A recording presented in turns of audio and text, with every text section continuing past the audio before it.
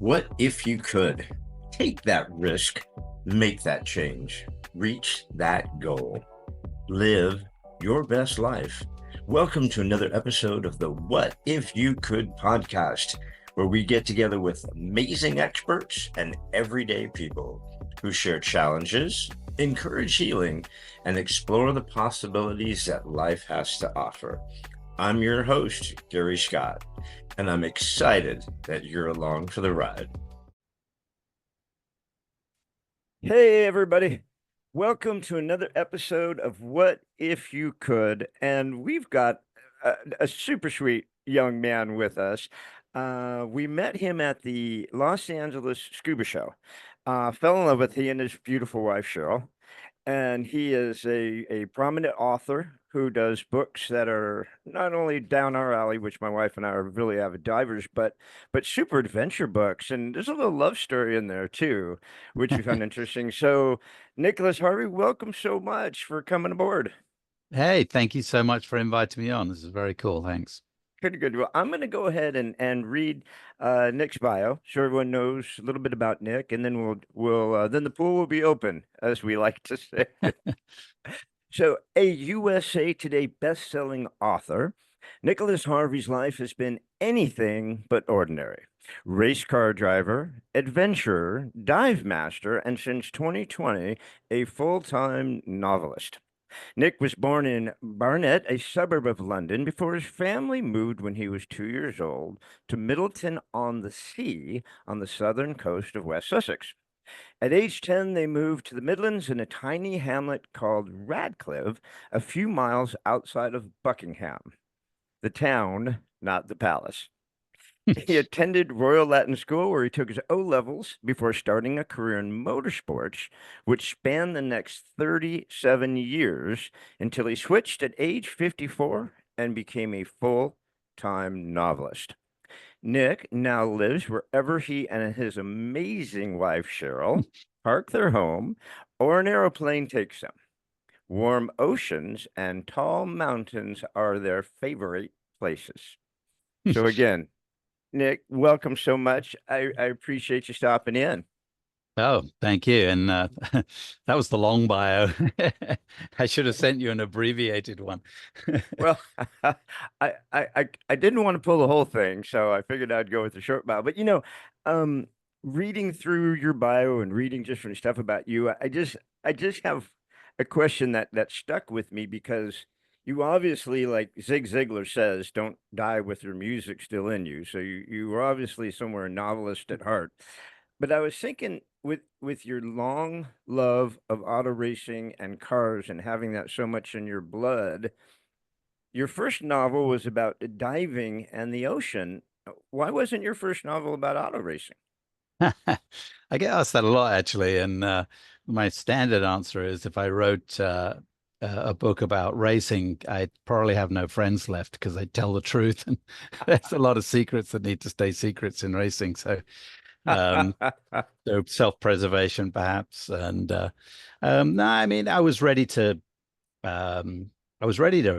write about something else outside of work because yes, racing was my passion for years, and I got into it because I didn't really have a choice. I was born into a racing family. My dad was involved in racing. He was a driver in the 60s, and he had a garage in London that did souped up cars for racing and stuff, and started building his own race cars.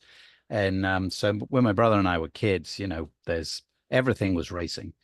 Dad was gone all the time because he was working with race teams and traveling, and he was in Formula One in the early 70s as a mechanic on Formula One teams. So and in those days they used to go away and be gone for like 6 weeks, and they do 3 or 4 races on the road at a time and then come back. And our whole world was racing. That's our earliest memories. There's pictures of my brother and I when we're like in little matching outfits when we're like 2 and 3 years old, sitting on a pit wall at a racetrack, So it it was just ingrained in me. It was embedded in me. It was what I was always going to do. And I wanted to be a race car driver from, I don't know, I can't even remember when it started. That's all I can ever remember wanting to be. Apart from a brief spell I think when I was around 11 or 12, where I really wanted to be a soldier until I figured out what soldiers had to do and what happened to soldiers. And I gave up that idea pretty quick. Well, So, it's about as dangerous as being a race car driver, to be honest with you. So, no, far more, far yeah. more. Yeah. But so, and then somehow, I mean, because the culture is quite different, isn't it? Besides between Formula One and NASCAR, because then you ended up in pretty prominent in NASCAR, and that's, I mean, those cultures are pretty different, aren't they? Yeah, I grew up in open wheel formula car racing in Europe and then in America. And that was where I spent most of my time. And I fell backwards into NASCAR because the team I was working for ran by a wonderful man by the name of Cal Wells. We ran PPI and we ran Indy cars and we ran Formula Atlantic cars, which were like the step down from IndyCar at the time. And off-road, he's very well known for the Ironman Stewart factory Toyota off-road program. And so we were doing all of that stuff based out of California, Toyota back, the whole bit. And then he had an opportunity to go NASCAR racing, which he managed to put together some deal in the background. And it came at a time when Toyota pulled their support from PPI and went elsewhere. And so he was transitioning over into NASCAR. He'd started before Toyota went away and then transitioned. So we were shutting down the West Coast operation, and he said, "Hey, anyone that wants to come out to North Carolina and work on the NASCAR program?" And he kind of put a hard sell on me to do it. And so we did. And so we plunged in, and that was in 2001. Good And timing. yeah, so that was at the, yeah, 2001 was the beginning of really the modern heyday of NASCAR. So up through those next few years was when they were selling out every place. They couldn't build more grandstands fast enough at the racetracks in NASCAR. And so it was growing really fast. But I mean, it was, yeah, complete culture shock getting over there. But what was fascinating about NASCAR at that time, and then when I went back to working in NASCAR again in 2011, um, was essentially they're given a set of rules that mandate that the vehicle they're using is relatively crude by modern racing standards. It's big, it's heavy, a lot of steel. And that time it was all sheet metal made on an English wheel by these amazing craftsmen. But then you had to take engineering and apply it to getting this vehicle to go around the track faster than anybody else. And that's racing. And I've always said it doesn't matter whether, if you take a racer, it doesn't matter whether they're racing shopping trolleys, Formula One cars, or NASCAR stock cars. You're going to just make them go as fast as they can. So and faster than the opposition. That's the whole goal.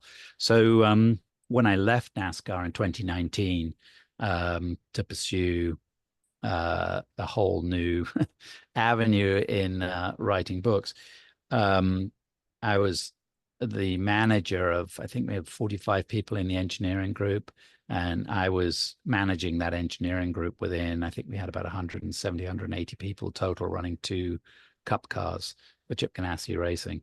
So it was a big organization, a big deal, and the simulation programs that we had and engineering behind running those cars was second to nothing in America, and second pretty much to Formula One and maybe world sports car racing, but otherwise NASCAR they have the budget to have more engineering. That was kind of the main thing. Yeah. Yeah, I mean, it really took off. I mean, I think that was what the Gordon era and I mean, who else was big in 2000? Jimmy Yeah. Johnson was just hitting big right then. And we knew Jimmy from coming from off-road racing. And actually his girlfriend at the time worked for PPI in their hospitality.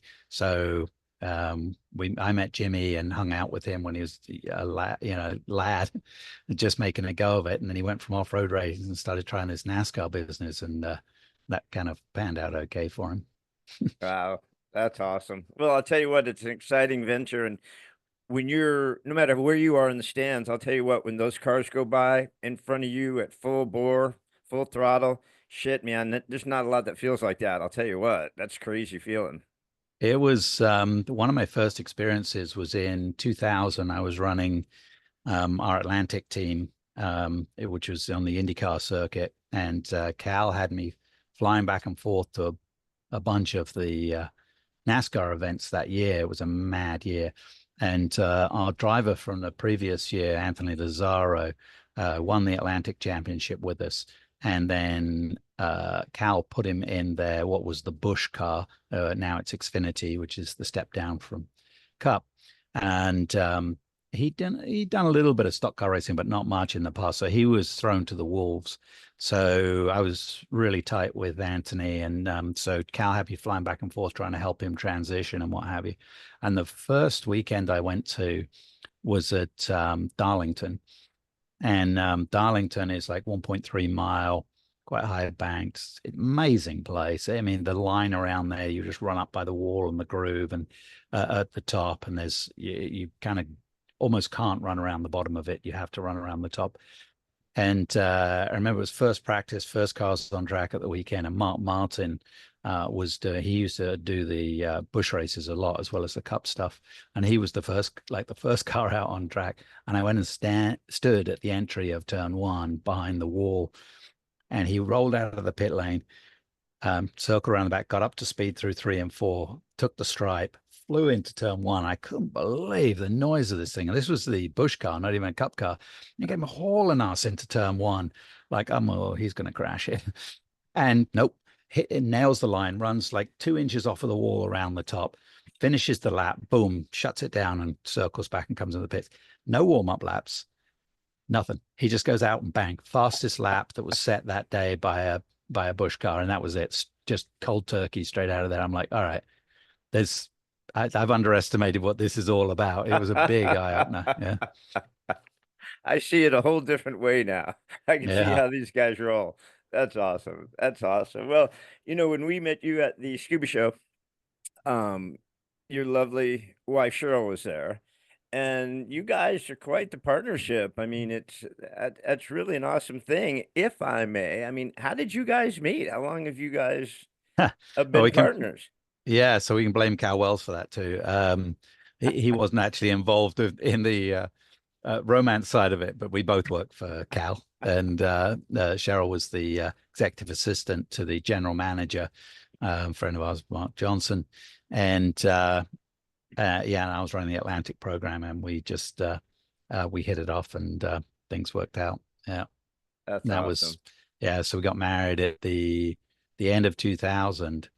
Because we were moving to North Carolina, both of us. She was going out there as well, and yeah, so we've been married since then. And now we we live. So we're nomads these days. In 2019 when I took a look at doing this writing thing. I'd already written one book, but hadn't done anything seriously yet. I thought I want to give that a go, and we both were kind of tired of being on the mouse wheel. And we sold our house and all our stuff, bought an RV. We'd never owned an RV before.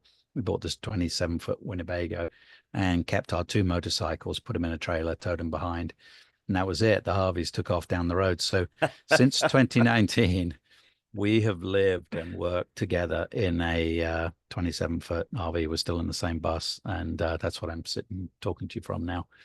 And you have no scars at all. You have no outward visible wounds. She is a very Very gentle. tolerating. Yeah, she's very, very tolerant. Oh, that's awesome. And right in time for COVID, which was perfect for you guys, right? Travel the country and during COVID and not have to worry about a thing.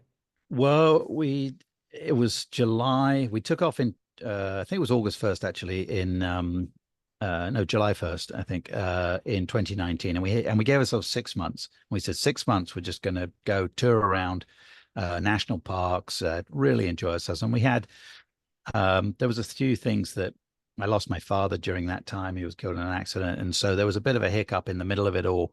But generally speaking, we got to see some amazing places and have an incredible experience for 6 months. And then we told ourselves, well, okay, starting 2020, I'm going to really start pursuing this writing business, which I'd been trying to do as much research and learning about the independent publishing business as much as possible. And Cheryl was going to get a job, and And we were focused on actually getting to the Cayman Islands. My books are all based in the Cayman Islands. We've been going there for a long time. We've got a love of the place, which goes hand in hand with scuba diving. And and so she was applying for a job in the Cayman Islands to see if we could get a work permit, and then we were going to go over there and live there. And in the beginning of March of 2020, well, at the very beginning of the year, we arrived in Key Largo, found a place where we could park the bus and stay long term near the ocean. Little RV park tucked away, no one really knew about. I think it has about 25 spots in it. And she went down to the local dive shop, Rainbow Reef Divers, and applied for a job there and got it. So now she's just working it. So it's basically a treading water type job. You know, she's way below what it's like a third of the salary she'd just come from. And she's checking people in and running stuff in the office with some other lovely people in the office there at Rainbow Reef. So cool. We got some cheap diving in, which was fantastic and what have you. But we're trying to get over to Cayman. So we go over there, and in the beginning of May, she gets this interview, goes really well. We fly home waiting for the call, like she's got the job, and start the paperwork process. And of course, COVID hits and the place shuts down. And then that's it. So we we basically lived in Key Largo for 2.5 years throughout the whole COVID thing. Because it was hard to travel especially at the beginning of it. So we just stayed put, and I was head down writing. So for me, it worked out brilliant because I turned into a complete hermit, which is a bit of my nature anyway. And I was just writing and learning as much as I could, and making huge mistakes in what I was doing, but learning. So it was a good launch pad for me to get my career going. But I know the islands really shut down. I mean, shoot, they were like paranoid. You can't let anybody on because they'll wipe out the whole island, you know. I mean, you can understand their point of it. It was there's so much panic at the time, you know. Yeah, I mean, everyone would do things differently if we could go back, but it was new, right? No one had seen this before. And they're an island. They have the ability of doing that. They can just shut off everything from the outside, the same way, far bigger scale, New Zealand did. And some people did that right. You know, they're like, let's see what happens to the outside world. We're going to take care of ourselves. And so, yeah, Cayman shut down. And actually, it was interesting in the Keys. So the Keys, there's only 2 roads into the Keys from the mainland. And they run parallel with each other. So you can shut off the Keys, which a lot of people don't realize. From Key Largo to Key West, it's 100 miles. The Keys are a long stretch. And so they made it the biggest gated community in the world. It was shut up. You had to prove that you lived here, or that you had an active work in the Keys to come through. And they had a little check station. So and it didn't last long, but initially, I think it's about 6 weeks or so, it was super quiet down here. And so like the dive operations were catering to locals. And so the place just kind of carried on and just got really quiet. And it was brilliant, honestly, because it was not loaded with tourists and tons of people down here. It was a really neat time. And then what went crazy was they opened it back up. And then no one could travel outside of the States. So if you wanted to go to be in the sun, and especially if you wanted to go scuba diving in warm water, this was the only place to come. So like Rainbow Reef had their busiest year they'd ever had, although they were shut down for almost 3 months of that year. They still had like the busiest year to that point that they'd ever had, because everybody came here and it was mayhem. That's great. You know, it's funny, and I hate to say it, but a lot of people had their best years. Those 2 COVID years, something about being locked down didn't work for some people. It's like one of my friends is a divorce attorney. She had her best year in history because people Yeah. realized they hated each other. But I had great years. I loved. There's something about the peace of it. I know it was a tragic thing and so forth, but I'll tell you, meeting Cheryl was pretty fortuitous to your future endeavors, right? Yeah, I mean, my character in my first series, ajbailey, is based 50% on Cheryl. So the purple streaks in her hair and the tattoos and stuff were on Cheryl before they were ever on AJ. So, and a lot of her people ask me, where does the AJ character come from? It is absolutely 50% Cheryl. And then the other 50%, and I don't know if the line is 50%, but it's somewhere in there. And the other 50% is a mixture of all the neat characters we've met on dive boats throughout the world. It's a little bit of yourself in there, probably. a little bit of the person you'd like to be. And I've always, the other question I get asked a lot is, why do you write female protagonists? Because I now have 4 female protagonists in my series that I'm writing. So, and I don't honestly know. I've thought about it a lot because I really didn't consciously know why I did that. But I think I've always had, first of all, I'm thoroughly confused and mesmerized by the females. That species is just, as a guy, everything is true. We are very simple creatures. It's not hard to figure out what we're thinking most of the time. We're very simple. And women are far more complex and interesting. And I really have a lot of respect for strong women, especially strong women who aren't overly outwardly in your face about it, but have a quiet strength. And Cheryl is an amazingly strong human being. I mean, the best thing about me by far is Cheryl. Everyone wants to meet us, which means they want to meet Cheryl. And then I come with the package, which is I accept completely and understand completely. But my mother's also is a strong woman. And she kind of always knew her mind. And so I think those are the examples that I had. And so I think that fascination, and I wanted to portray someone. So AJ is a girl next door. Everybody's kind of, she's nice, she's friendly, she's super. And then when the shit goes bad, she's the kind of person, if you asked her about it, she said, oh, well, I wouldn't be able to do anything in that situation. Of course she can, and she gets herself out of it and helps other people and does amazing things. So that's exciting and interesting to me. So Yeah. Well, I agree. And people, I'd say, yeah, 75, 80% of the people that I interview are women. I just find them a lot more interesting. I definitely love strong women. Uh, my first wife was Colombian and tough as nails. I always used to tell people I slept with one eye open just to be on the safe side. Um, and my current wife, who you met, Elisa, I don't know if you yeah, remember, you wouldn't remember, you met so many people, but yeah, no, I remember meeting her. Yeah. she is too. And I just love that. It's not boring. It's not boring. Plus, she's a Gemini, so I get to deal with twins, which is nice. I got 2 people. I never know who I'm going to Mix it wake up. up with. Yeah. You're not sure who you're dealing with today.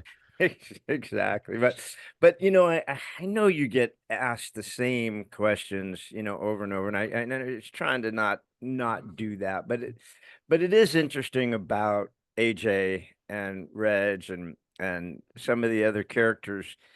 And when you do that, when do you know when you're going to add another character? Like it's time to add another person? Does it just hit you while you're writing it, or do you think, I'm going to write one and add somebody to it? Well, AJ's sort of community, her circle of friends and her people, most of them were there right from the beginning. So the first book I wrote is 12 Mile Bank. I wrote it in 2017 when I was still working full time in racing. And I indie published it because I didn't know what else to do with it. It just sat on Amazon for years until 2019 when I'm like, okay, we're going to do this crazy change of life while we're young. And instead of waiting another like handful of years until we're retired. And so that community was kind of there already, right from the get-go. And and I kind of figured out you figure out as you write books, there's lots of things you learn, right? You get better. I tell everybody, look, if you read 12 Mile Bank, it may be the best story I've ever come up with and will ever come up with, because I had 54 years to come up with that story, or 50 something years to come up with that story. But my writing style, I've written 26 or something books now. It better have got better, right? I mean, like, Yeah, what you'd hope so, right? yeah, it doesn't matter whether you're selling Eventually that cars shit's or, going to kick in. You're going to figure it out, right? yeah, it doesn't matter whether you're the quarterback of a football team or you're selling cars. Do it more, you're going to get better. So, Yeah. so my writing style has improved a lot, but that story is fantastic. And So you learn things as you go, style wise and everything else. And I learned how big that little community around her could be and how many characters it's good to keep in that close knit. And then there's a sort of second tier of characters that show up every once in a while, that you can pull in for certain things. And the great thing, I wrote 12 Mile Bank and it has 3 timelines to it, which sounds really complicated, but it's not. It knits together. So there's a World War II timeline, there's a 1996 timeline when AJ's a little girl getting the story told to her by a grandfather, and then there's the current timeline of AJ, and they all converge together. So I knew nothing when I wrote that book, right? I mean, literally, I'm Googling how many words are there supposed to be, how many pages are supposed to be in a book, how many words, all this kind of thing. I mean, absolute bare bones. I knew nothing. So style wise, it just evolved. I wanted to write it that way. And the second book, Gardens of the Queen, I didn't. I wrote it all in current timeline, and it was fine. It was good. I enjoyed it. But then I'm like, I really like that dual timeline thing. So I went back to doing that again. And I went back and forth for a handful of books. And then pretty much I only write dual timelines. And we're on book 16 of the AJ series. So what that affords me is every time I write an AJ book, half of the book is current timeline with AJ and her group. The other half of the book is complete open season. So I can write about any era. I invent the characters. It's a whole new world I'm going to build in half that book, which is what keeps it fresh for me, and keeps it really interesting, because I love AJ and love writing AJ. But you know, you end up, it's hard not to repeat the same kind of tropes and things that you don't want to give people the same view every time, right? You want to change things up a little bit. And this affords me, because the backstory is always different. Spitfire Storm, which just came out a few months ago, is a whole World War II backstory, which I'd only sort of touched on that era, I think, once in between book 1 and book 16. So, but we've done pirate era stuff. We've done the 70s. We've done drug runners through from Miami through to South America. We've done 80s. 90s, I think. I mean, all kinds of different eras and timelines to focus on, which really keeps the writing fresh for me. Are you by nature, I mean, in your history, or have you always been a history buff? Is that always been an interest of you, is history? So it's easier to go I back and kind of recall, like get into the history part of it? um yes, but you wouldn't have recognized that when I was in school. So I till I was about 11 or 12, I was actually a pretty good student in school and I did quite well. And then from about 12 on, I just didn't want to be there anymore. Did you And discover the pub at 12?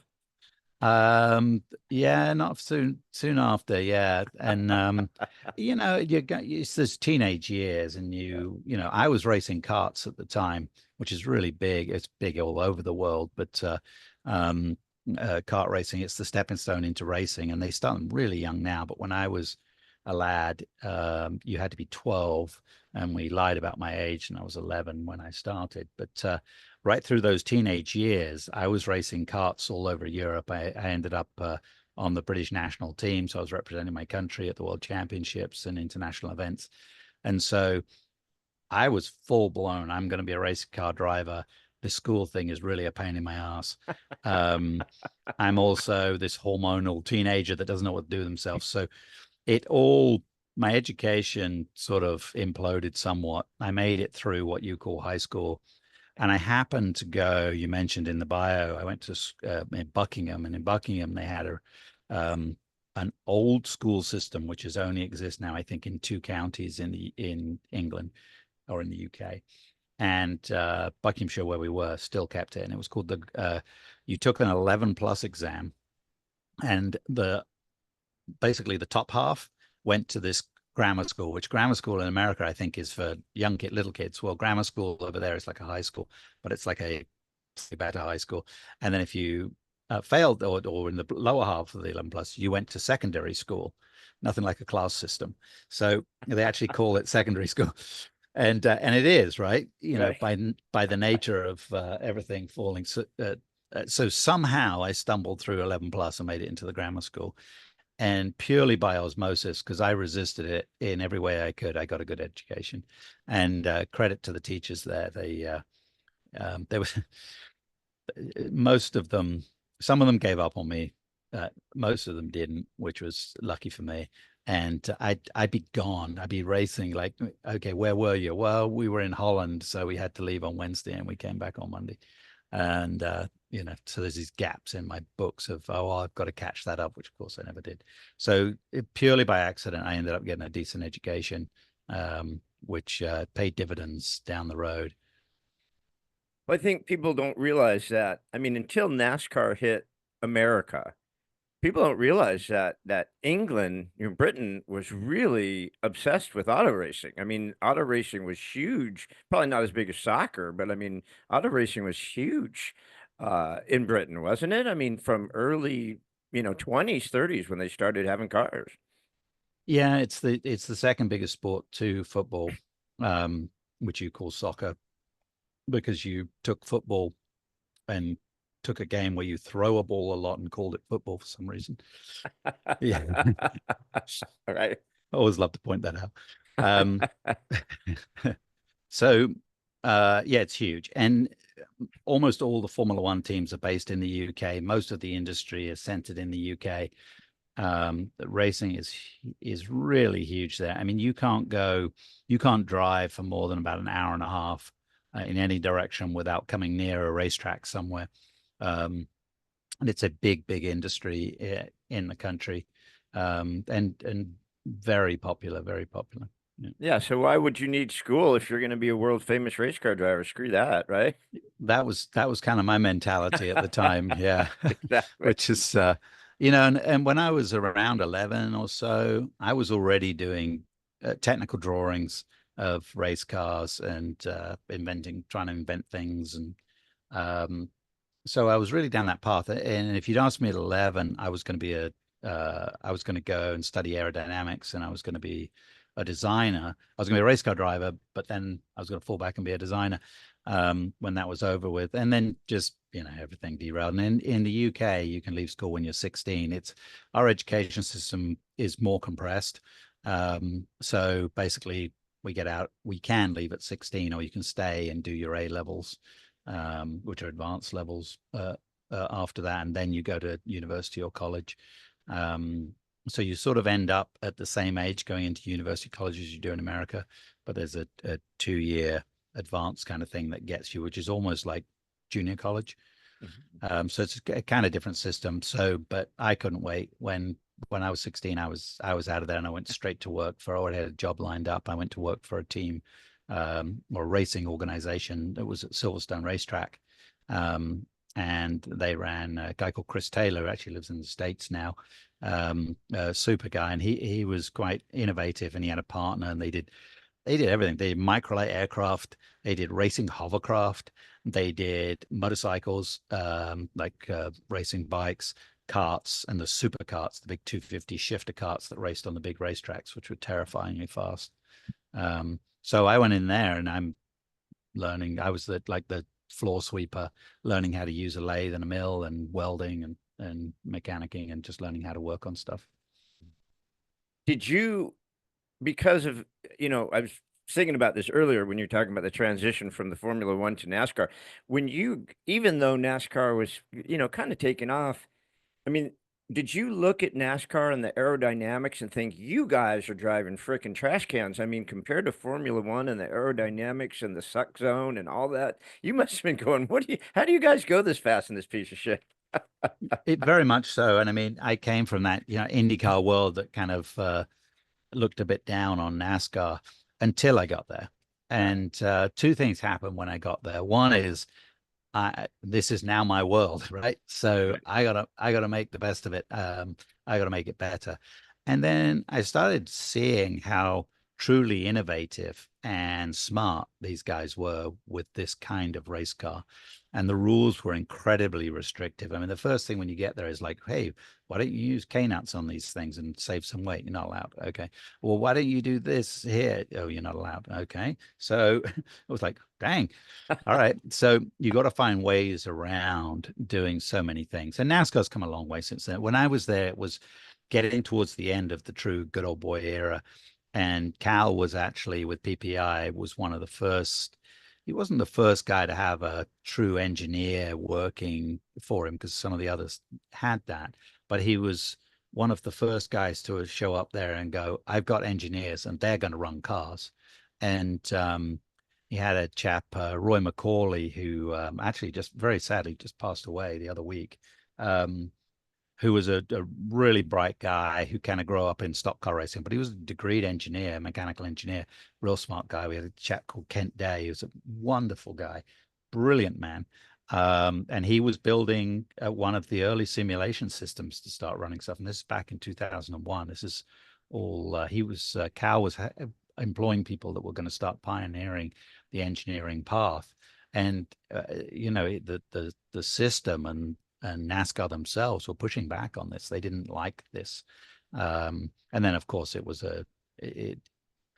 made the cars go faster, right? Yeah. It was a different approach. It was a different way of evaluating things. And they were going into wind tunnels and doing aero testing and stuff like that. But it was just at the beginning of really getting a hold of the aerodynamics and finding how much downforce the cars can truly make. And now a modern cup car even around a 3/4 mile track like Richmond, aerodynamics rules. So it's the ride in the car, the suspension is all set up just to get the platform of the car right on the road for the aerodynamics. I mean, they ride terrible. You watch the in-car and the poor driver's getting his head shaken to pieces, and that you do ridiculous things with the dampers or what you call shock absorbers to trap the car at the right height off the road. A damper is supposed to make the car go over the bumps nicely. That's not what they're being used for. They're being used for attitude control because the aerodynamics are so strong. Wow. So that was when they were moving from bootlegging to actual auto racing, right? Yeah, well, that had happened a little bit before, but a lot of those characters were still around. I mean, that weekend at Darlington, the crew chief hammered a piece of 2x4 in between the frame and the door on the outside because they call it the Darlington stripe because everyone hits the wall because they run so high around the edge of the wall. And so for the race, he put a piece of 2x4 in there because it stops the door getting stoved in. I'm looking at it going, oh my God, we just went down to Home Depot and bought a piece of 2x4 wood and put it in a race car. Anyone in IndyCar would have just rolled over if lost their mind, right? And the great thing is the driver's probably like, yeah, no problem, slap that bitch on, let's go. Yeah, they're like, cool, that's going to help me hit the wall because I'm going to hit the wall. Right, I'll have some padding when I hit the wall. Thanks again for joining us on another episode of What If You Could podcast. Please subscribe, like, share, and give us any feedback. We'd love to hear it. And remember, if you can dream it, you can do it. See you next time.